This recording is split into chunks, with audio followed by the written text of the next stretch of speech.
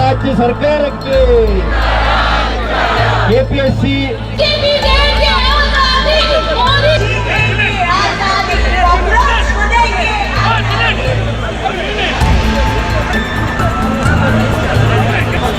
ಭಾರತ್ ಮಾತಾ ಕಿ ಅರಾಜಕತೆ ಮಾಡಬೇಕು. ನಾವು ನೇಪಾಳ ಮಾಡ್ತೇವೆ, ಬಾಂಗ್ಲಾ ಮಾಡ್ತೇವೆ ಅಥವಾ ಘೋಷಣೆಗಳು ಮತ್ತು ಅದರಲ್ಲಿ ಭ್ರಷ್ಟಾಚಾರಗಳು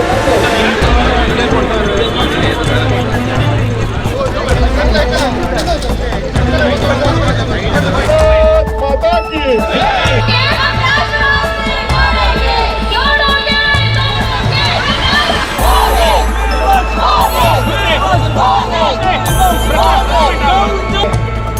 ಷಡ್ಯಂತ್ರವನ್ನು ಮಾಡಿ ಈ ದೇಶವನ್ನು ಹೆಸರಿನಲ್ಲಿ ಸೈನಿಕರ ಮೇಲೆ ಕಲ್ಲು ತೂರಾಟ, ಪ್ರತಿಭಟನೆ ಹೆಸರಿನಲ್ಲಿ ಪೊಲೀಸರ ಮೇಲೆ ದಾಳಿಯನ್ನ ಭಾರತೀಯ ಸಮಾಜ ಒಪ್ಪೋದಿಲ್ಲ. ಚಳುವಳಿಯ ಹೆಸರಿನಲ್ಲಿ ವಿದೇಶಿ ಶಕ್ತಿಯ ಜೊತೆಗೆ ಕೈಯನ್ನ ಜೋಡಿಸ್ತವೆ, ಚಳುವಳಿಯ ಹೆಸರಿನಲ್ಲಿ ಹಿಂಸೆಯನ್ನ ಮಾಡ್ತವೆ. ಇದನ್ನ ಭಾರತೀಯ ನಾಗರಿಕರು ಒಪ್ಪೋದಿಲ್ಲ ಅನ್ನೋದನ್ನ ನೆನಪಿಟ್ಕೊಳ್ಬೇಕು. ನಾನು ಪ್ರತಿಭಟನೆಯ ಬೇರೆ ಬೇರೆ ತುಣುಕುಗಳನ್ನು ನೋಡ್ತಾ ಇದ್ದೆ. ಇವತ್ತು ನಾವು ಪ್ರತಿಭಟನೆಯನ್ನು ಮಾಡಿದ್ದೇವೆ. ಪ್ರತಿಭಟನೆ ಮಾಡಬೇಕಾದ್ರೆ ಯಾರು ಅವಾಚ್ಯ ಶಬ್ದಗಳನ್ನು ಬಳಸ್ತಿಲ್ಲ, ಬಳಸುವಂತ ಉದ್ದೇಶವೂ ನಮಗಿಲ್ಲ. ಯಾಕೆ ಅಂತ ಕೇಳಿದ್ರೆ ನಾವು ಒಳ್ಳೆಯ ಉದ್ದೇಶಕ್ಕೆ ಪ್ರತಿಭಟನೆ ಮಾಡ್ತಾ ಇದ್ದೇವೆ. ಯಾರು ಒಳ್ಳೆಯ ಉದ್ದೇಶಕ್ಕೆ ಪ್ರತಿಭಟನೆಯನ್ನು ಮಾಡ್ತಾರೋ ಅವರು ಒಳ್ಳೆಯ ಶಬ್ದಗಳನ್ನೇ ಬಳಸ್ತಾರೆ. ಆದರೆ ಜಂತರ್ ಮಂತರ್ನಲ್ಲಿ ನಡೆದಂತಹ ಪ್ರತಿಭಟನೆಯಲ್ಲಿ ಯಾವ್ಯಾವ ಭಾಷೆಗಳನ್ನು ಬಳಸಿದ್ರು? ನರೇಂದ್ರ ಮೋದಿ ಅವರ ಕುರಿತಂತೆ ಬಳಸಿದಂತಹ ಶಬ್ದಗಳು ಯಾವ್ದ್ಯಾವುದು?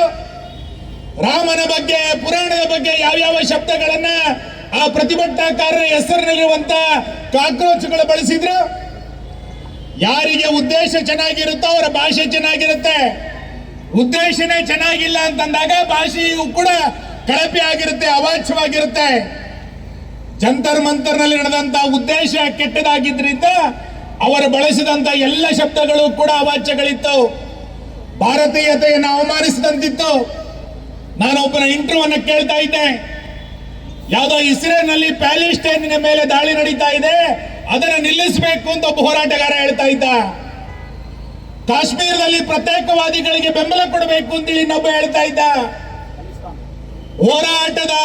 ಹೋರಾಟ ದಿನದಿಂದ ದಿನಕ್ಕೆ ಬದಲಾಗ್ತಿದ್ದಂತೆ ನೀಟಿನ ಬಗ್ಗೆ ಪ್ರಚಾರಗಳೇ ಇರಲಿಲ್ಲ. ನೀಟ್ ಪ್ರಶ್ನೆ ಪತ್ರಿಕೆ ಸೋರಿಕೆಯನ್ನ ನಾವು ಯಾವತ್ತೂ ಕೂಡ ಸಮರ್ಥಿಸಿಕೊಳ್ಳೇ ಇಲ್ಲ. ಆ ಪ್ರಶ್ನೆ ಪತ್ರಿಕೆ ಸೋರಿಕೆ ಆದಾಗ ಮರುಪರೀಕ್ಷೆಯನ್ನ ಕೇಂದ್ರ ಸರ್ಕಾರ ಯಶಸ್ವಿಯಾಗಿ ಮಾಡಿದೆ. ಫಲಿತಾಂಶ ಅತ್ಯಂತ ಶೀಘ್ರದಲ್ಲಿ ಪ್ರಕಟ ಆಗಿದೆ. ಯಾವುದೋ 1,000, 2,000 ಜನರಿಗೆ ನಡೆದಂತ ಪರೀಕ್ಷೆ ಅಲ್ಲ, 20 ಲಕ್ಷ ಜನರಿಗೆ ನಡೆದಂತ ನೀಟ್ ಪರೀಕ್ಷೆ. ಅದರ ಸೋರಿಕೆಯನ್ನ ಯಾವ ಸರ್ಕಾರವೂ ಕೂಡ ಸಮರ್ಥನೆ ಮಾಡಿಕೊಳ್ಳಿಲ್ಲ. ವಿದ್ಯಾರ್ಥಿಗಳಿಗೆ ಅನಾನುಕೂಲ ಆಗಬಾರದು ಅನ್ನುವ ಕಾರಣಕ್ಕೆ ಮರುಪರೀಕ್ಷೆಯನ್ನ ಶೀಘ್ರವಾಗಿದಲ್ಲೇ ನಮ್ಮ ಸರ್ಕಾರ ಮಾಡಿದೆ. ಫಲಿತಾಂಶವನ್ನು ಕೂಡ ಬೇಗ ಪ್ರಕಟ ಮಾಡಿದೆ. ಫಲಿತಾಂಶ ಬಂದಂತ ವಿದ್ಯಾರ್ಥಿಗಳು ಯಾವ ಕಾಲೇಜಿನಲ್ಲಿ ಸೀಟ್ ಪಡಿಬೇಕು ಅಂತೇಳಿ ತರಾತುರಿನಲ್ಲಿ ಹೋಗ್ತಾ ಇದ್ರು.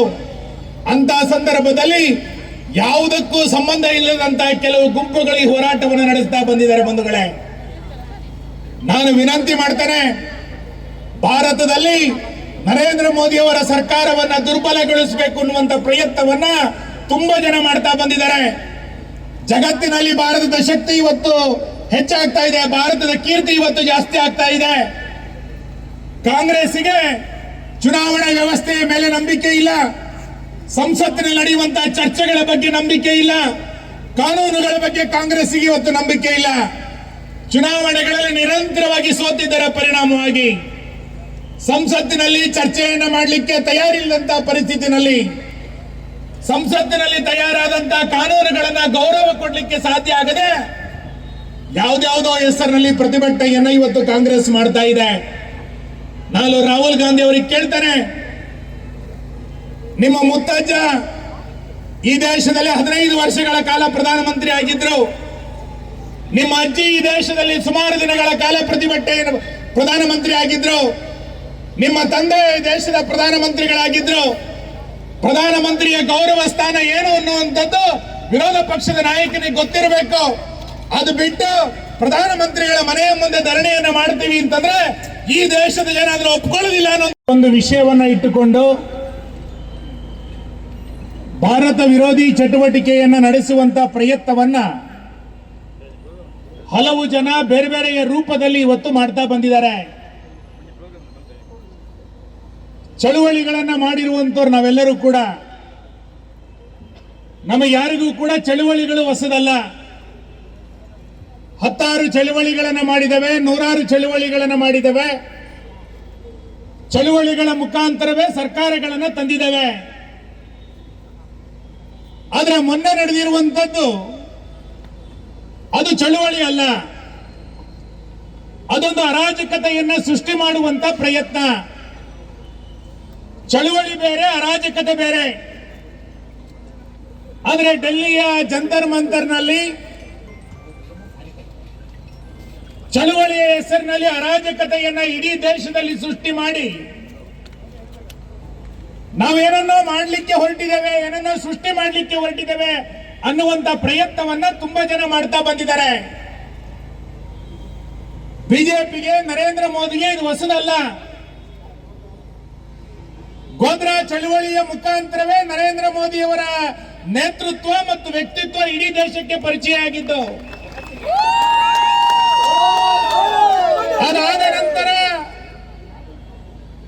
ಅಮೆರಿಕಕ್ಕೆ ನರೇಂದ್ರ ಮೋದಿಗೆ ಮೀಸಾ ಕೊಡೋದಿಲ್ಲ, ವೀಸಾ ಕೊಡೋದಿಲ್ಲ ಅಂತೇಳಿ ಮಾಡಿದಾಗ ಇಡೀ ದೇಶದ ಜನ ಯಾವ ರೀತಿ ವರ್ತನೆಯನ್ನು ಮಾಡಿದ್ರು ಅನ್ನೋದನ್ನು ಕೂಡ ನಾವು ಮರೆತಿಲ್ಲ. ಕೇಂದ್ರದಲ್ಲಿ ಅಧಿಕಾರಕ್ಕೆ ಬಂದ ನಂತರ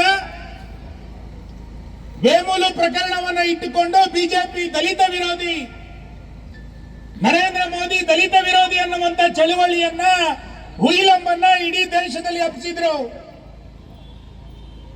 ನರೇಂದ್ರ ಮೋದಿಯವರ ಸರ್ಕಾರ ಪ್ರಸಿದ್ಧತೆಯನ್ನ ಪಡ್ಕೊಳ್ತಾ ಹೋದಾಗ ದೇಶದಲ್ಲಿ ಅಸಹಿಷ್ಣುತೆ ಇದೆ ಅಂತೇಳಿ ಪ್ರಶಸ್ತಿಗಳನ್ನ ವಾಪಸ್ ಕೊಡುವಂತ ಒಂದು ಅಭಿಯಾನವನ್ನು ಕೂಡ ಇದೇ ವಿರೋಧಿಗಳು ಮಾಡ್ತಾ ಬಂದಿದ್ರು. ಸಿಎಎ ತಂದಾಗ ಇಡೀ ದೇಶದಲ್ಲಿ ಮುಸಲ್ಮಾನರನ್ನ ಎತ್ತಿ ಕಟ್ಟುವಂತ ಪ್ರಯತ್ನವೂ ಕೂಡ ನಡೆದಿತ್ತು. ಸರ್ಜಿಕಲ್ ಸ್ಟ್ರೈಕ್ ನಡೆದಾಗ ಸಾಕ್ಷಿಯನ್ನ ಕೇಳಿದಂತ ಜಿರಳೆಗಳು ಇವರೆಲ್ಲರೂ ಕೂಡ, ಸಿಂಧೂರದ ಆಕ್ರಮಣ ನಡೆದಾಗ ಭಾರತದ ವಿಮಾನಗಳು ಎಷ್ಟು ಪತನ ಆಯಿತು ಲೆಕ್ಕ ಕೊಡಿ ಅಂತ ಕೇಳಿದವರು ಇವರು. ಇಂಥ ಎಲ್ಲ ವಿರೋಧಿ ಚಟುವಟಿಕೆಗಳೇ ಇವತ್ತು ಕಾಕ್ರೋಚ್ನ ಹೆಸರಿನಲ್ಲಿ ಪ್ರತಿಭಟನೆಯನ್ನು ಮಾಡ್ತಾ ಇದ್ದಾರೆ. ನಾವು ಸ್ವಾತಂತ್ರ್ಯ ಬಂದ ನಂತರ ಇಂಥ ಕಾಕ್ರೋಚ್ಗಳನ್ನ ಹಳ್ಳಿಗಳಲ್ಲಿ ನೋಡಿದ್ದೇವೆ. ಇಂಥ ಹೋರಾಟಗಳನ್ನ ತುಂಬಾ ಸರಿ ದೇಶ ಕಂಡಿದೆ. ಭಾರತದ ಇತಿಹಾಸ, ಭಾರತೀಯತೆ ಮತ್ತು ಭಾರತ ಸರ್ಕಾರ ಚಳುವಳಿಯ ಹೆಸರಿನಲ್ಲಿ ಅರಾಜಕತೆಯನ್ನು ಸಹಿಸೋದಿಲ್ಲ. ಈ ದೇಶದ ಜನ ಸೈನಿಕರನ್ನ ಗೌರವಿಸುವಂತ ಜನ, ಈ ದೇಶದ ಜನ ಪೊಲೀಸರನ್ನ ಗೌರವಿಸುವಂತ ಜನ. ಸಾಮಾನ್ಯ ಜ್ಞಾನ ಗೊತ್ತಿರಬೇಕು, ಯಾವುದು ಶಿಷ್ಟಾಚಾರ ಅನ್ನುವಂಥದ್ದು ಗೊತ್ತಿರಬೇಕು. ದೇಶದಲ್ಲಿ ಎಲ್ಲೇ ಪ್ರವಾಸ ಮಾಡಿದ್ರೆ ರಾಹುಲ್ ಗಾಂಧಿ ಅವರಿಗೆ ಪ್ರೇರಣೆ ಸಿಗೋದಿಲ್ಲ, ಒಳ್ಳೆಯ ವಾತಾವರಣ ಈ ದೇಶದಲ್ಲಿ ಅವರಿಗೆ ಕಾಣೋದಿಲ್ಲ. ಅವರು ವಿದೇಶಕ್ಕೆ ಹೋಗ್ಬಂದಾಗ ಎಲ್ಲ ಸಂದರ್ಭದಲ್ಲೂ ಕೂಡ ಭಾರತ ವಿರೋಧಿಯಾದಂತಹ ಹೇಳಿಕೆಗಳನ್ನ, ಭಾರತ ವಿರೋಧಿಯಾದಂತಹ ಚಳುವಳಿಗಳನ್ನ ಮಾಡ್ತಾನೆ ಬಂದಿದ್ದಾರೆ. ಹಾಗಾಗಿ ಇವತ್ತು ನಾವು ಮಾಡ್ತಾ ಇರುವಂತಹ ಪ್ರತಿಭಟನೆ ಏನು ಅಂತ ಕೇಳಿದ್ರೆ, ಚಳುವಳಿ ಬೇರೆ, ಅರಾಜಕತೆ ಬೇರೆ ಎನ್ನುವಂಥದ್ದು ಸ್ಪಷ್ಟ ಇರಬೇಕು. ಚಳುವಳಿಯ ಹೆಸರಿನಲ್ಲಿ ಅವಾಚ್ಯ ಶಬ್ದಗಳನ್ನ, ಪ್ರಧಾನಮಂತ್ರಿಗಳ ಬಗ್ಗೆ, ಧರ್ಮದ ಬಗ್ಗೆ ಮಾತಾಡೋದನ್ನ ಈ ಸಮಾಜ ಸಹಿಸೋದಿಲ್ಲ ಅನ್ನುವಂಥದ್ದನ್ನ ಸಂದೇಶದ ಮುಖಾಂತರ ಇವತ್ತು ನಾವು ಸ್ಪಷ್ಟಪಡಿಸಬೇಕಾಗಿದೆ. ಬಿಜೆಪಿಯ ಕಾರ್ಯಕರ್ತರಾದಂಥ ನಾವುಗಳು ಎಲ್ಲವನ್ನೂ ಮೋದಿ ಮಾಡ್ತಾರೆ ಎನ್ನುವಂತ ಭ್ರಮೆನಲ್ಲಿ ನಾವು ಇರಬಾರದು. ನಮಗೂ ಕೂಡ ಜವಾಬ್ದಾರಿಗಳಿದೆ.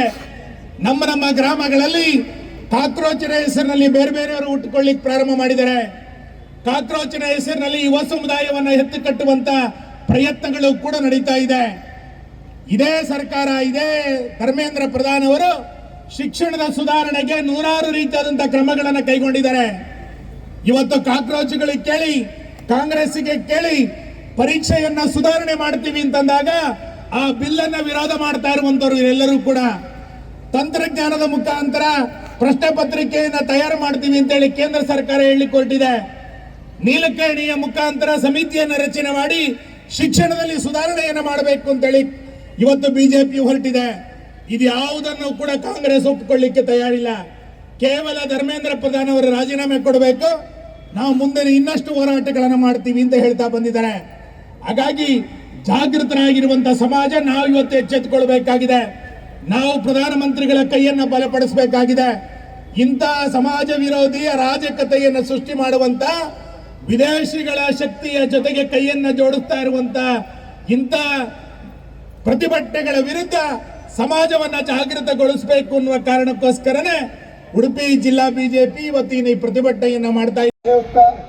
ಬಹುಶಃ ಕೃಷ್ಣ ನಾಡಿಗೆ ಇವತ್ತು ದೇಶ ವಿರೋಧಿ ಚಟುವಟಿಕೆಗೆ ಮುಂದಾದ ನಮ್ಮ ದೇಶದ ಪಪ್ಪು ವಿಪಕ್ಷ ನಾಯಕ ತಿಳ್ಕೊಂಡ ರಾಹುಲ್ ಗಾಂಧಿಯ ವಂಶವನ್ನು ಧ್ವಂಸ ಮಾಡಲಿಕ್ಕೆ ಇವತ್ತು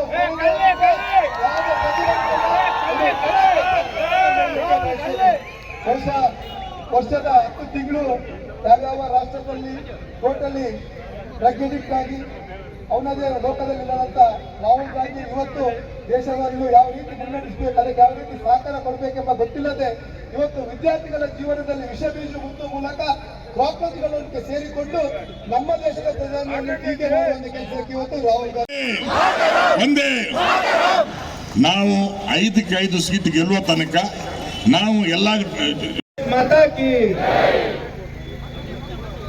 ವಿದ್ಯಾರ್ಥಿಗಳ ಮುಖವಾಡವನ್ನು ತೊಟ್ಟು ದೇಶದ್ರೋಹವನ್ನು ಮಾಡುತ್ತಿರುವಂತ ಎಲ್ಲ ಜಿರಳೆಗಳಿಗೆ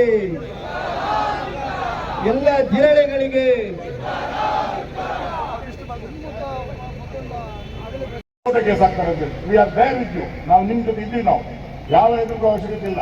ಹಾಗಾಗಿ ಮತ್ತೊಮ್ಮೆ ಬಹಳ ದೊಡ್ಡ ಸಂಖ್ಯೆಯಲ್ಲಿ ಬಂದಿದ್ದೀರಿ. ಒಂದು ಸಲ ಹೇಳಿ, ಬಲೋ ಭಾರತ್ ಮಾತಾ ಕಿ, ಬಲೋ ಭಾರತ್ ಮಾತಾ ಕಿ, ನರೇಂದ್ರ ಮೋದಿ की, नरेंद्र मोदी की, अमित शाह जी की, विजेंद्र कुमार विजय की, जय श्री राम, जय श्री राम, जय श्री राम, ಒಂದೇ ಒಂದೇ. ನಾವು 5ಕ್ಕೆ 5 ಸೀಟ್ ಗೆಲ್ಲುವ ತನಕ ನಾವು ಎಲ್ಲ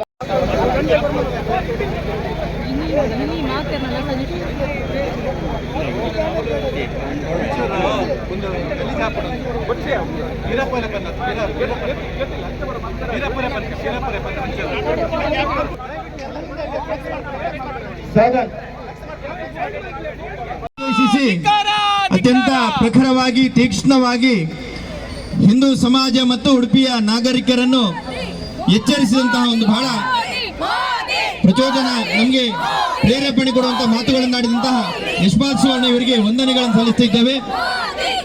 ಇದೀಗ ನಮ್ಮನ್ನು ಉದ್ದೇಶಿಸಿ ಬೈಂದೂರಿನ ಶಾಸಕರಾದಂತಹ ಗುರುರಾಜ್ ಗಂಟೆಹೊಳೆ ಇವರು ಮಾತಾ ಕಿ, बोलो भारत माता की.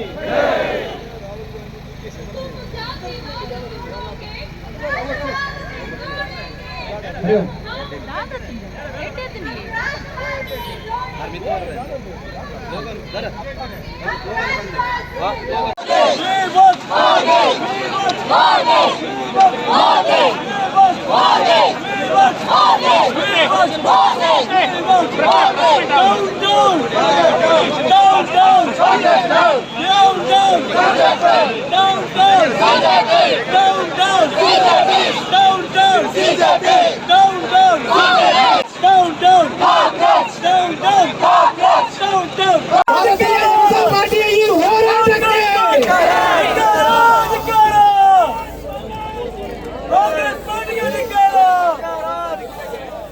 ಭಾರತೀಯ ಜನತಾ ಪಾರ್ಟಿ ಉಡುಪಿ ಜಿಲ್ಲೆಯ ವತಿಯಿಂದ ಈ ಹೋರಾಟದ ಬಂದು ನಮ್ಮ ಜಿಲ್ಲೆಯ 5 ಜನ ಶಾಸಕರು ಮಾತಾಡಿ ವಸ್ತುಸ್ಥಿತಿಯ ಬಗ್ಗೆ ನಮ್ಮೆಲ್ಲರಿಗೂ ಮನವರಿಕೆ ಮಾಡಿದ್ದಾರೆ.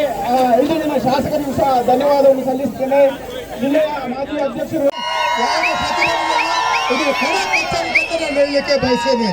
ಬಹುಶಃ ವರ್ಷದ 10 ತಿಂಗಳು ಯಾವ್ಯಾವ ರಾಷ್ಟ್ರದಲ್ಲಿ ಟೋಟಲಿ ಡ್ರಗ್ ಅಡಿಕ್ಟ್ ಆಗಿ ಅವನದೇ ಲೋಕದಲ್ಲಿಲ್ಲದಂಥ ರಾಹುಲ್ ಗಾಂಧಿ ಇವತ್ತು ದೇಶವನ್ನು ಯಾವ ರೀತಿ ಮುನ್ನಡೆಸಬೇಕು, ಅದಕ್ಕೆ ಯಾವ ರೀತಿ ಸಹಕಾರ ಕೊಡಬೇಕೆಂಬ ಗೊತ್ತಿಲ್ಲದೆ ಇವತ್ತು ವಿದ್ಯಾರ್ಥಿಗಳ ಜೀವನದಲ್ಲಿ ವಿಷ ಬೀಜ ಮುತ್ತುವ ಮೂಲಕ ಕಾಕ್ರೋಚ್ಗಳೊಟ್ಟಿಗೆ ಸೇರಿಕೊಂಡು ನಮ್ಮ ದೇಶದ ಪ್ರಧಾನಿಯನ್ನು ಟೀಕೆ ಮಾಡುವಂಥ ಕೆಲಸಕ್ಕೆ ಇವತ್ತು ರಾಹುಲ್ ಗಾಂಧಿ ಮುಂದಾಗಿದ್ದಾರೆ. ಬಹುಶಃ ರಾಹುಲ್ ಗಾಂಧಿ ಅವರಿಗೆ ಒಂದು ಮಾತನ್ನು ಈ ಒಂದು ವೇದಿಕೆ ಮೂಲಕ ಹೇಳಲಿಕ್ಕೆ ಬಯಸ್ತೇನೆ. ಇವತ್ತು ತಮಿಳುನಾಡಿನಲ್ಲಿ ಟಿವಿಕೆ ಪಕ್ಷ ಇವತ್ತು ಆಡಳಿತದಲ್ಲಿ ಉಂಟು. ಟಿವಿಕೆ ಪಕ್ಷ ಇವತ್ತು LTT ಪ್ರಭಾಕರನ್ನ ಒಂದು ಸಹಕಾರದೊಂದಿಗೆ ಅವರ 3 ಶಾಸಕರೊಂದಿಗೆ ಇವತ್ತು ಸರ್ಕಾರ ರಚನೆ ಮಾಡಿದ್ರೆ, ಇವತ್ತು ರಾಜೀವ್ ಗಾಂಧಿ ಯಾರು? ರಾಹುಲ್ ಗಾಂಧಿ ಅಪ್ಪ. ರಾಹುಲ್ ಗಾಂಧಿ ಅವನ ಅಪ್ಪನನ್ನು ಕೊಂದ ಈ LTT ಪಕ್ಷದವರ ಜೊತೆಗೆ ಕೈ ಜೋಡಿಸಿದ್ರೆ ಅವನ ಮನಸ್ಥಿತಿ ಏನೆಂಬುದನ್ನು ಅರ್ಥ ಮಾಡಬೇಕು. ಇವತ್ತು ಇಂತಹ ವ್ಯಕ್ತಿಗಳಿಂದ ನಮ್ಮ ದೇಶಕ್ಕೆ ಯಾವ ರೀತಿ ನ್ಯಾಯ ಕೊಡಲಿಕ್ಕಾಗುವುದು ಎಂಬುದನ್ನು ಅರ್ಥ ಮಾಡಬೇಕು. ಅದರಿಂದಾಗಿ ನಾವೆಲ್ಲ ಕಾರ್ಯಕರ್ತ ಬಂಧುಗಳೇ ತಕ್ಷಣ ನಮ್ಮ ನಿರ್ಧಾರಗಳನ್ನು ನಾವು ಬದಲಾಯಿಸಿ ಈ ಕಾಕ್ರೋಚ್ ಇರ್ಬೋದು, ಅದಕ್ಕೆ ಬೆಂಬಲ ನೀಡುವಂಥ SDP ಇರ್ಬೋದು, ಇತರ ರಾಷ್ಟ್ರ ವಿರೋಧಿ ಯಾರು ಸಂಘಟನೆಗಳಿದೆ ಅದರ ಜೊತೆಗೆ ಕಾಂಗ್ರೆಸ್ ಅನ್ನು ಕಿತ್ತೊಯ್ಯುವಂಥ ಒಂದು ಕೆಲಸವನ್ನು ನಾವು ಮಾಡಿದರೆ ಮಾತ್ರ ನಮ್ಮ ದೇಶದಲ್ಲಿ ನಾವು ನೆಮ್ಮದಿಯಿಂದ ಬಾಳಲಿಕ್ಕೆ ಸಾಧ್ಯ ಉಂಟು. ಇವತ್ತು ಯಾವ ರೀತಿ ಸೋನಂ ವಾಂಗ್ಚು ಇರ್ಬೋದು, ಬೇರೆ ಬೇರೆ ಜನರು ಇವತ್ತು ಕಾಂಗ್ರೆಸ್ಸಿನ ನೇತೃತ್ವ ಹಿಡ್ಕೊಂಡು ಇವತ್ತು ಪ್ರತಿಭಟನೆ ಮಾಡಿದರೆ ಬಹುಶಃ ಯಾವುದೇ ವಿದ್ಯಾರ್ಥಿಗಳ ಮೇಲೆ ಒಂದು ಕಾಳಜಿಯಿಂದ ಅಭಿಮಾನದಿಂದ ಅಲ್ಲ, ಇವತ್ತು 3 ವಿಚಾರಗಳನ್ನು ಮುಂದಿಟ್ಟುಕೊಂಡು ಅವರು ಮಾಡಿದ್ದಾರೆ. ಇವತ್ತು ನರೇಂದ್ರ ಮೋದಿ ನಮ್ಮ ದೇಶದಲ್ಲಿ ಆಡಳಿತ ಮಾಡಿದ ನಂತರ ಇವತ್ತು FCR ಬಿಲ್ ಅನ್ನು ತರುವಂತಕ್ಕೆ ಮುಂದೆ ಆಗಿದ್ದಾರೆ. ಇವತ್ತು ಈ ಇಬ್ಬರು ವ್ಯಕ್ತಿಗಳು ಅಭಿಷೇಕ್ ಇರ್ಬೋದು, ಸೋನಂ ಕಾಕ್ರೋಚ್ ನಮ್ಮ ವಾಂಗ್ಚುಕ್ ಇರ್ಬೋದು, ಇವತ್ತು ಅವರು ಫಾರಿನ್ ಫಂಡಿಂಗ್ನ ಮೂಲಕ ಇವತ್ತು ದೇಶ ವಿರೋಧಿ ಸಂಘಟನೆಗಳಿಗೆ ಫಂಡಿಂಗ್ ಮಾಡಿ ಇವತ್ತು ನಮ್ಮ ದೇಶದಲ್ಲಿ ಅಜಾಗ್ರತೆ ಇರ್ಬೋದು, ದೊಂಬಿ ಗಲಭೆಗಳನ್ನು ಸೃಷ್ಟಿ ಮಾಡುವಂಥ ಕೆಲಸ ಮಾಡ್ತಾರೆ. ಆದರೆ FCR ಬಿಲ್ನ ಮೂಲಕ ಅದಕ್ಕೆ ಕಡಿವಾಣ ಹಾಕ್ಲಿಕ್ಕೆ ಹೋಗಿ ಇವತ್ತು ಅವರಿಗೆ ಹಣಗಳ ವ್ಯವಸ್ಥೆಗಳಾಗ್ತಿಲ್ಲ.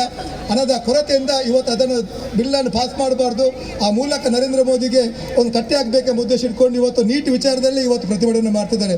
ಖಂಡಿತವಾಗಿಯೂ ನೀಟ್ನಿಂದ ಆದ ಒಂದು ವ್ಯತ್ಯಾಸವನ್ನು 25 ದಿನ ಹಿಂದೆ ರಾಹುಲ್ ಗಾಂಧಿಗೆ ಮಾತಾಡ್ಬೋದಿತ್ತು. ಆದರೆ ರಾಹುಲ್ ಗಾಂಧಿ ಯಾವ ನಶೆದಲ್ಲಿದ್ದಾರೆ ಅಂತ ಅವ್ರಿಗೆ ಗೊತ್ತಿರಲಿಲ್ಲ. ಭಾರತಕ್ಕೆ ವಾಪಸ್ ಬಂದ ನಂತರ ಅವ್ರಿಗೆ ಗೊತ್ತಾಯ್ತು ಇವತ್ತು ಕಾಕ್ರೋಚ್ ಪಕ್ಷದವರು ಇವತ್ತು ಪ್ರತಿಭಟನೆ ಮಾಡ್ತಿದ್ದಾರೆ ಅಂತ. ಅದರಿಂದಾಗಿ ನೀಟ್ ವಿಚಾರವನ್ನು ಸರಿಯಾಗಿ ನಿಭಾಯಿಸುವಂಥ ಕೆಲಸ ನಮ್ಮ ದೇಶದ ಪ್ರಧಾನಿ ಮಾಡಿದ್ದಾರೆ. ನೀಟ್ ಪರೀಕ್ಷೆಗೆ ಯಾರೆಲ್ಲ ಹಾಜರಾಗಿ ಉತ್ತೀರ್ಣರಾಗಿದ್ದಾರೆ ಬಹುಶಃ ಅವರೆಲ್ಲ ವಿದ್ಯಾರ್ಥಿಗಳು ಬಹಳ ಸಂತೋಷದಿಂದ ಇವತ್ತು ಇಂಜಿನಿಯರಿಂಗ್ ಇರ್ಬೋದು, ಪ್ಯಾರಾಮೆಡಿಕಲ್ ಇರ್ಬೋದು, ಡಾಕ್ಟರ್ಸಿಗೆ ಇವತ್ತು ಅರ್ಜಿಗಳನ್ನು ಹಾಕಿ ಅವರದೇ ಕೆಲಸ ಕೇಳಿದ್ದಾರೆ. ಆದರೆ 95% ಮಿಕ್ಕಿದ ಯಾರು ಪ್ರತಿಭಟನೆ ಇದ್ದಾರಲ್ಲ ಬಹುಶಃ ಅವ್ರು ಯಾರು ವಿದ್ಯಾರ್ಥಿಗಳಲ್ಲ. ಅವರ ಇಡೀ ದಾಖಲೆಗಳನ್ನು ಜಾತಕಗಳನ್ನು ತೆಗೆದ್ರೆ ನಮಗೆ ಮುಂದಿನ ಗೊತ್ತಾಗಿದೆ. ಅದರ ಜೊತೆಗೆ ಈ ಇಬ್ಬರು ವ್ಯಕ್ತಿಗಳು ಕೂಡ ಈ ಟೆರರ್ ಸಂಘಟನೆಯ ಸಹಕಾರದೊಂದಿಗೆ ಈ ರೀತಿ ಅಜಾಗ್ರತೆಯನ್ನು ಸೃಷ್ಟಿ ಮಾಡುವಂಥ ಕೆಲಸವನ್ನು ಮಾಡ್ತಾ. ಅದರಿಂದಾಗಿ ಇವತ್ತಿನ ದಿನ ಈ ದಿನವನ್ನು ನೀವು ಮಾರ್ಕ್ ಮಾಡಿ ಖಂಡಿತವಾಗಿ ಒಂದು 100 ದಿನ ಒಳಗೆ ಆ ಪ್ರತಿಭಟನೆಯಲ್ಲಿ ಯಾರೆಲ್ಲ ಭಾಗವಹಿಸಿದ್ದಾರೆ ಅವ್ರ ಇಡೀ ಜಾತಕವನ್ನು ಬಯಲು ಮಾಡುವ ಮೂಲಕ ಯಾರು ದೇಶ ಪ್ರೇಮಿಗಳು, ಯಾರು ದೇಶ ದ್ರೋಹಿಗಳು, ಯಾರು ವಿದ್ಯಾರ್ಥಿಗಳ ಪರವಾಗಿದ್ದಾರೆ, ಯಾರು ವಿದ್ಯಾರ್ಥಿಗಳ ವಿರೋಧ ಆಗಿದೆ ಎಂಬುದನ್ನು ಸಾಬೀತುಪಡಿಸುವಂಥ ಕೆಲಸ ನಮ್ಮ ನೆಚ್ಚಿನ ಪ್ರಧಾನಿ ನರೇಂದ್ರ ಮೋದಿ ಅವರು ಮಾಡಲಿಕ್ಕಿದ್ದಾರೆ ಎಂಬ ಮಾತನ್ನು ನಾನು ಈ ಸಂದರ್ಭದಲ್ಲಿ ಬಯಸ್ತೇನೆ. ಅವರಿಗೆ ಯಾವುದೇ ಆಗುವಗಳನ್ನು ಚಿಂತನೆ ಮಾಡುವಂಥ ಶಕ್ತಿ ಇಲ್ಲ. ಅದರಿಂದಾಗಿ ರಾಹುಲ್ ಗಾಂಧಿಗೆ ಈ ಮಣ್ಣಿನ ಮೂಲಕ ಎಚ್ಚರಿಕೆಯನ್ನು ಕೊಡ್ತೇವೆ. ಈ ರೀತಿಯ ನಾಟಕವನ್ನು ಮಾಡಿದರೆ ಖಂಡಿತವಾಗಿ 97ರಲ್ಲಿ ಬಾಬ್ರಿ ಮಸೀದಿಯ ಒಂದು ವಿಚಾರದಲ್ಲಿ ನಮ್ಮ ಭಾವನೆಗೆ ಧಕ್ಕೆ ಬಂದಾಗ ನಮ್ಮ ಕಾರ್ಯಕರ್ತರು ಯಾವ ರೀತಿ ಹೋಗಿ ಆ ಬಾಬ್ರಿ ಮಸೀದಿ ಧ್ವಂಸ ಮಾಡಿದ್ರು ಬಹುಶಃ ಅದೇ ರೀತಿ ಕಾಂಗ್ರೆಸ್ ಇರ್ಬೋದು, ರಾಹುಲ್ ಗಾಂಧಿ ವಂಶವನ್ನು ಧ್ವಂಸ ಮಾಡುವ ಕೆಲಸ ನಾವೆಲ್ಲರೂ ಕಾರ್ಯಕರ್ತರು ಮಾಡಲಿಕ್ಕೆ ಮುಂದೆ ಇದ್ದಾರೆ ಅಂತ ಈ ಸಂದರ್ಭದಲ್ಲಿ ರಾಹುಲ್ ಗಾಂಧಿ ಅವರು ಇಡೀ ತಂಡಕ್ಕೆ ಎಚ್ಚರಿಕೆಯನ್ನು ಕೊಡಲಿಕ್ಕೆ ಬಯಸ್ತೇನೆ. ಅದರ ಜೊತೆಗೆ ನಮ್ಮ ಉಡುಪಿಯಲ್ಲಿ ಕೆಲವೊಂದು ಕಾಕ್ರೋಚ್ಗಳು ಇವತ್ತು ಪ್ರತಿಭಟನೆ ಮಾಡಿದರು. ಆ ಕಾಕ್ರೋಚ್ಗಳ ಬಗ್ಗೆ ನಾನು ಮಾತಾಡಿ, ಯಾಕೆಂದರೆ 100 ರೂಪಾಯಿ ಬೇಗ ಒಂದು ಸ್ಪ್ರೋ ಇದ್ರೆ ಸಾಕು ಅವರನ್ನು ಓಡಿಸಲಿಕ್ಕೆ ಆಗ್ತದೆ. ಅದರಿಂದಾಗಿ ಮಣಿಪಾಲದಂತ ಒಂದು ಶಿಕ್ಷಣ ಸಂಸ್ಥೆ ಇಡೀ ವಿಶ್ವದಲ್ಲಿ ಬಹಳ ಒಂದು ಹೆಸರುವಾಸಿಯಾಯಿತು. ನಮ್ಗಳಿಗೆ ಬಹಳ ಗೌರವ ಉಂಟು. ಮಣಿಪಾಲ್ ನಮ್ಮ ಜಿಲ್ಲೆಯಲ್ಲಿ ಬರ್ತದೆ, ಶಿಕ್ಷಣದ ಕಾಶಿ ಅಂತ. ಬಹಳಷ್ಟು ವಿದ್ಯಾರ್ಥಿಗಳು ಸುಮಾರು 25,000 ಮಿಕ್ಕಿದ ವಿದ್ಯಾರ್ಥಿಗಳು ಪ್ರತಿ ವರ್ಷ ಅಲ್ಲಿ ಬಂದು ಶಿಕ್ಷಣವನ್ನು ಪಡಿತಾರೆ. ಬಹಳ ಗೌರವದಿಂದ ವಿದ್ಯಾರ್ಥಿಗಳಿಗೆ ಸ್ವಾಗತಿಸ್ತೇವೆ, ಅವರಿಗೆ ಸಹಕಾರ ಮಾಡ್ತಾರೆ. ಆದರೆ ಮೊನ್ನೆ ದಿನ ಆ ವಿದ್ಯಾರ್ಥಿಗಳನ್ನು ಬಳಸಿ ಕೆಲವೊಂದು ಫ್ಯಾಕಲ್ಟಿಗಳು, ಯಾರು ಕೇರಳ ಮೂಲದವರು, ತಮಿಳುನಾಡು ಮೂಲದ ಫ್ಯಾಕಲ್ಟಿಗಳು ಅವರು ವಿದ್ಯಾರ್ಥಿಗಳನ್ನು ಅವರ ತಲೆಗೆ ವಿಷ ಬೀಜವನ್ನು ಬಿತ್ತುವ ಮೂಲಕ, ಕೇವಲ ವಿಷ ಬೀಜ ಬಿತ್ತುವಲ್ಲ, ಇವತ್ತು ಡ್ರಗ್ಸ್ ಅನ್ನು ಸಪ್ಲೈ ಮಾಡುವಂಥದ್ದು ಯಾರು ಮಣಿಪಾಲ್ದಿದ್ರೆ ಆ 7 ಜನ ಫ್ಯಾಕಲ್ಟಿಗಳಂತ ಹೇಳಲಿಕ್ಕೆ ಬಯಸಿದರೆ ಅವರ ಪಟ್ಟಿಯನ್ನು ಕೂಡ ತಕ್ಷಣ ಬಿಡುಗಡೆ ಮಾಡ್ತೇವೆ. ಪೊಲೀಸರು ಇದುವರೆಗೆ ಕ್ರಮ ಕೈಗೊಳ್ಳದಿದ್ರೆ ಆ ಪೊಲೀಸ್ನವರ ಕೆಲಸವನ್ನು ಮುಂದೆ ನಾವು ಮಾಡಬೇಕಾಗಿದೆ. ಯಾಕಂದ್ರೆ ನಮ್ಮ ದೇಶ ಸುರಕ್ಷತೆ ಇರಬೇಕಾದ್ರೆ ಆ ರೀತಿಯ ನಿರ್ಧಾರಗಳಿಗೆ ನಾವು ಮುಂದಾಗಬೇಕಾಗಿದೆ. ಅದರಿಂದಾಗಿ ತಾವು ನೋಡಿರ್ಬೋದು ಆ ಪ್ರತಿಭಟನೆಯಲ್ಲಿ 4 ಜನ ವಿದ್ಯಾರ್ಥಿಗಳು ಯಾವ ರೀತಿ ಪೊಲೀಸರ ಮೇಲೆ ಒಂದು ಅವರ ಕರ್ತವ್ಯ ಗಡ್ಡಿ ಮಾಡಿ ಯಾವ ರೀತಿ ನಮ್ಮ ರಾಷ್ಟ್ರ ಧ್ವಜ ಹಿಡ್ಕೊಂಡು ಯಾವ ರೀತಿ ಪೊಲೀಸರಿಗೆ ಲಾಠಿ ತನ್ನಿ ಹೊಡೀರ ಅಂತ ಹೇಳ್ತಾರೆ. ಬಹುಶಃ ಆ ವಿಚಾರಕ್ಕೆ ಒಬ್ಬ ಲೆಕ್ಚರರ್ ನೀವು ಈ ರೀತಿ ಮಾಡಿದರೆ ತಮಗೆ 10 ಲಕ್ಷ ಪ್ರೈಸನ್ನು ಘೋಷಣೆ ಮಾಡಿದ್ದಾರೆ. ಬಹುಶಃ ಅದನ್ನು ಪತ್ತೆ ಹಚ್ಚುವಂಥ ಕೆಲಸ ಇವತ್ತು ನಮ್ಮ ಪೊಲೀಸ್ ಇಲಾಖೆಯವರು ಮಾಡಬೇಕಿತ್ತು. ಒಂದು ವೇಳೆ ಆಗದಿದ್ರೆ ನಾವು ಅದರ ಇಡೀ ವಿವರವನ್ನು ಅವರ ಇಡೀ ಮಾಹಿತಿಯನ್ನು ಕೊಡಲಿಕ್ಕೆ ಬದ್ಧರಿದ್ದೇವೆ. ಕ್ರಮ ಕೈಗೊಳ್ಳದಿದ್ದರೆ ನಮ್ಮ ರೀತಿಯಲ್ಲಿ, ಏಕೆಂದೇಳಿದರೆ ಪೊಲೀಸರಿರುವ ದೊಣ್ಣೆಯು ಕೂಡ ನಮ್ಮ ಕೈಯಲ್ಲಿ ಕೂಡ ಹಿಡಿಲಿಕ್ಕೆ ಅದು ಸಾಧ್ಯ ಉಂಟು. ಅದರಿಂದಾಗಿ ಅದರ ಪರಿಣಾಮವನ್ನು ಕೂಡ ಆ ಸಂಸ್ಥೆಯ ಕೆಲವೊಂದು ಮುಖ್ಯಸ್ಥರು ಯಾರೆಲ್ಲ ಪ್ರತಿಭಟನೆಗೆ ಸಹಕಾರ ಮಾಡಿದರೆ ಅವರು ಕೂಡ ಅದನ್ನು ಎದುರಿಸಬೇಕಾಗ್ತದೆ. ಅದರಿಂದಾಗಿ ಇವತ್ತಿನ ಈ ಪ್ರತಿಭಟನೆ ಕೇವಲ ಪ್ರತಿಭಟನೆ ಅಲ್ಲ, ಇದೊಂದು ಕೊನೆಯ ಎಚ್ಚರಿಕೆ. ನಮ್ಮ ತಾಳ್ಮೆಯನ್ನು ಪರೀಕ್ಷೆ ಮಾಡಲಿಕ್ಕೆ ಹೋದರೆ ಖಂಡಿತವಾಗಿ ನಾವು ತುಂಬನೇ ಸಹಿಸುವುದಿಲ್ಲ, ಅದನ್ನು ಬಿಡುವಂಥ ಪ್ರಶ್ನೆ ಇಲ್ಲ. ಅದರಿಂದಾಗಿ ಇವತ್ತು ಯಾವ ರೀತಿ ಕರಾವಳಿ ಭಾಗಕ್ಕೆ ಅನ್ಯಾಯ ಆಗಿದೆ, ಖಂಡಿತವಾಗಿಯೂ ಅನ್ಯಾಯವನ್ನು ಸಹಿಸುವಂಥದ್ದು, ಆ ಅನ್ಯಾಯ ಎದುರಿಸುವಂಥ ಶಕ್ತಿ ನಮಗೆ ದೇವರು ಕೊಟ್ಟಿದ್ದಾರೆ. ಖಂಡಿತವಾಗಿ ಮುಂದಿನ ದಿನಗಳಲ್ಲಿ ತಮಗೆಲ್ಲರಿಗೆ ನ್ಯಾಯ ಒದಗಿಸುವಂಥ ಪ್ರಾಮಾಣಿಕ ಪ್ರಯತ್ನವನ್ನು ನಾವು ಮಾಡಲಿಕ್ಕೆ ಬದ್ಧರಿದ್ದೇವೆ. ಅದರ ಜೊತೆಗೆ ಅದರಲ್ಲಿ ಬಹಳಷ್ಟು ನಾಟಕ ಕಾರ್ಯಕ್ರಮಗಳನ್ನು ಮಾಡಿದ್ದಾರೆ. ಇವತ್ತು ಏನು ಮಾಡಿದ್ದಾರೆ ಅಂತ ಹೇಳಿದರೆ, ಈ ಕಲಾವಿದರನ್ನು ಒಟ್ಟು ಮಾಡಿ ಕಲಾವಿದರನ್ನು ಕೂಡ ಅವರ ತಲೆಗೆ ವಿಷ ಬೀಜ ಬಿತ್ತುವಂಥ ಕೆಲಸವನ್ನು ಮಾಡಿ ಅವರನ್ನು ಮತಾಂತರ ಇರ್ಬೋದು, ಅವರಿಗೆ ಬೇರೆ ಬೇರೆ ರೀತಿಯ ಒಂದು ಆಮಿಷ ನೋಡುವಂಥ ಕೆಲಸ ಮಾಡಿದ್ದಾರೆ. ಪ್ರಕಾಶ್ ರಾಜ್ ಅವರೇ, ತಾವು ಕರಾವಳಿ ಅವರು, ತಮಗೆ ತುಳು ಗೊತ್ತಾಗ್ತದೆ, ಕನ್ನಡ ಅರ್ಥ ಆಗ್ತದೆ. ಅದರಿಂದಾಗಿ ತುಳುವಿನ ಭಾಷೆಯಲ್ಲಿ ಹೇಳಬೇಕಾದ್ರೆ ತುದೇಕೆ ಜಾಸ್ತಿ ಅಡಲ, ಕಡಲ ಜಾಸ್ತಿ ಅಬುಜ ಅಂತ. ಯಾಕಂದರೆ ತುದೇಕೆ ಜಾಸ್ತಿ ಅಲ್ಲ, ಕಡಲ ಜಾಸ್ತಿ. ಅದರಿಂದಾಗಿ ಪ್ರಕಾಶ್ ಅವರೇ, ರಾಜ್ ಅವರೇ, ಇದನ್ನು ಅರ್ಥ ಮಾಡಿ ನಿಮ್ಮನ್ನು ಇಲ್ಲಿಂದ ಬಂದು ಏನಾದರೂ ಅಧಿಕ ಪ್ರಸಂಗ ಮಾಡಿದರೆ ಆ ಅರಬ್ಬಿ ಸಮುದ್ರದಲ್ಲಿ ನೀವು ಹೇಳ್ಬೇಕಾಗ್ತದೆ. ಅದರಿಂದಾಗಿ ನಿಮ್ಮ ಜೀವನ ಮೀನಿನ ಆಹಾರ ಆಗ್ಬೋದು ಮುಂದಿನ ದಿನಗಳೇ ಅಂತ ಈ ಸಂದರ್ಭದಲ್ಲಿ ನಾನು ಎಚ್ಚರಿಕೆ ಹೇಳಲಿಕ್ಕೆ ಬಯಸಿದ್ದೇನೆ. ಖಂಡಿತವಾಗಿಯೂ ಮಾತನಾಡುವ ಸಂದರ್ಭ ಇದಲ್ಲ. ನಾವೆಲ್ಲರೂ ದಿನನಿತ್ಯದ ನಮ್ಮ ಜೀವನದಲ್ಲಿ ಇವತ್ತಿನಿಂದ ದೇಶಕ್ಕಾಗಿ ನರೇಂದ್ರ ಮೋದಿಯ ಪರವಾಗಿ ನಾವೆಲ್ಲರೂ ಎದ್ದು ನಿಲ್ಲಬೇಕು. ಪ್ರಾಣ ಹೋಗೋ ತನಕ ಆದರೂ ಕೂಡ ನಾನಂತೂ ಸಿದ್ಧ, ನರೇಂದ್ರ ಮೋದಿಗೆ ಜೀವ ಕೊಡಲಿಕ್ಕೂ ಸಿದ್ಧ. ಖಂಡಿತವಾಗಿ ಇಂಥ ವ್ಯಕ್ತಿಗಳನ್ನು ಸಹಿಸಲಿಕ್ಕೆ ಸಾಧ್ಯ ಇಲ್ಲ ಎಂಬ ಮಾತನ್ನು ನಾನು ಈ ಸಂದರ್ಭದಲ್ಲಿ ಹೇಳುತ್ತಾ, ಬಹುಶಃ ಈ ಒಂದು ವೇದಿಕೆಯಲ್ಲಿ ಒಂದು ಕೊನೆಯ ಎಚ್ಚರಿಕೆಯನ್ನು ನೀಡಲಿಕ್ಕೆ ಬಯಸ್ತೇನೆ. ನಮ್ಮ ಜಿಲ್ಲೆಯಲ್ಲಿ ಕೆಲವೊಂದು ಅಧಿಕಾರಿಗಳು ಇವತ್ತು ಬ್ಯಾರಿಗಳ ಇಂಜಿಲನ್ನು ಬೂಟನ್ನು ಹಾಕುವಂಥ ಅಧಿಕಾರಿಗಳಿದ್ದಾರೆ. ಇವತ್ತು ಬಹಳಷ್ಟು ಮದ್ರಾಸಗಳಿಗೆ ಪರ್ಮಿಷನ್ ಕೊಡ್ತಾರೆ, ಬಹಳಷ್ಟು ಮತಾಂತರ ಕೇಂದ್ರಗಳಿಗೆ ಪರ್ಮಿಷನ್ ಕೊಡ್ತಾರೆ. ಖಂಡಿತವಾಗಿಯೂ ಯಾರ ಕುಮ್ಮಕ್ಕಿನಿಂದ ಈ ರೀತಿ ನೀವು ಅಕ್ರಮವಾಗಿ ನಮ್ಮ ಮದ್ರಾಸ್ ಇರ್ಬೋದು ಮತಾಂತರ ಕೇಂದ್ರಗಳಿಗೆ ಅನುಮತಿ ಕೊಟ್ಟರೆ ಒಂದಿನ ನಿಮ್ಮ ಮನೆಗೆ ನುಗ್ಗಿ ಯಾವ ರೀತಿ ಅದಕ್ಕೆ ಪ್ರತೀಕಾರ ಕೊಡಬೇಕಾಗ್ತದೆ, ಒಂದು ಪರಿಣಾಮ ನೀವು ಎದುರಿಸಬೇಕಾಗ್ತದೆ. ಅದರಿಂದಾಗಿ ಈ ಸಭೆಯ ಮೂಲಕ ದೇಶ ವಿರೋಧಿಗಳಿಗೆ ಸಹಕಾರ ನೀಡುವ ಅಧಿಕಾರಿಗಳಿಗೆ ಕೂಡ ಎಚ್ಚರಿಕೆ ನೀಡ್ತಾ ನನ್ನ ಮಾತನ್ನು ಮುಗಿಸ್ತೇನೆ. ನಿಖರ ಸುದ್ದಿ, ಸದಭಿರುಚಿಯ ಕಾರ್ಯಕ್ರಮ. ನೀವು ನೋಡ್ತಾ ಇದ್ದೀರಾ ಕಹಳೆ ನ್ಯೂಸ್, ಸಮಾಜದ ಜಾಗೃತಿಗಾಗಿ ವಸ್ತುನಿಷ್ಠ ವರದಿ.